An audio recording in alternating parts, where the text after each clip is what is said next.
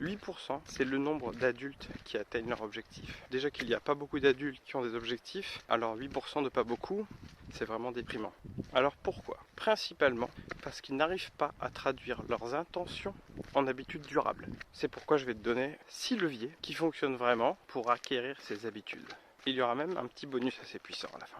Pour illustrer tout ça, je vais te prendre ce que je suis en train de faire en ce moment, mes 10 000 pas par jour minimum, tous les jours. C'est l'habitude que je suis en train de mettre en place pour atteindre mon objectif de perte du gras et de passer sous les 15% de masse grasse avant la fin de l'année. 3 de ces leviers sont explicables sur le court terme. Le premier, c'est de bosser sur les déclencheurs. Les déclencheurs, ils font déjà partie de ton quotidien. C'est par exemple aller au boulot ou encore simplement déjeuner. Et tu vas te servir de ces moments pour y incorporer ta nouvelle habitude. Concrètement, c'est ajouter de la marche là où tu peux dans ton itinéraire pour aller au boulot, faire une balade digestive le week-end après le déjeuner, et on peut prendre d'autres exemples, la balade du chien. La deuxième chose qui est rapidement implémentable, c'est de réduire au maximum les frictions. Par exemple, c'est le fait d'avoir progressivement créé des itinéraires dont tu sais qu'ils font 10 000 pas, ou alors plusieurs petits itinéraires que tu peux combiner pour atteindre ton objectif. Le but étant de réduire à fond la charge mentale de devoir trouver tous les jours une façon originale de faire tes pas. Et réduire les frictions, tu peux le faire de plein d'autres façons.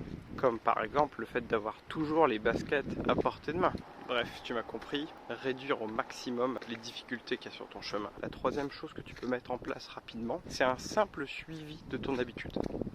Soit par une application, soit sur un carnet, ou même sur une feuille volante. Ça te permettra tous les jours d'avoir une petite fierté à pas cher et de t'encourager à venir cocher la tâche tous les jours. Maintenant, sur le long terme, il va falloir s'apprendre à s'observer. Un peu comme dans une thérapie. Si tu développes bien cette compétence, tu vas vite voir où est-ce que tu jettes ton temps et finalement identifier les choses qui sont moins prioritaires que l'habitude que tu veux mettre en place.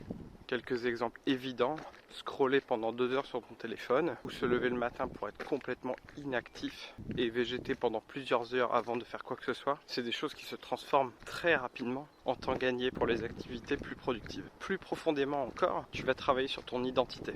Tu vas pas être juste la personne qui fait tes pas tous les jours, non. Tu es une personne qui prend activement soin d'elle. Et ça, cette nouvelle identité, tu vas la construire dans le temps. Enfin, il faut absolument que tu tiennes les promesses que tu te fais à toi-même. Tu vas te convaincre que ta parole a une valeur et qu'elle doit être respectée.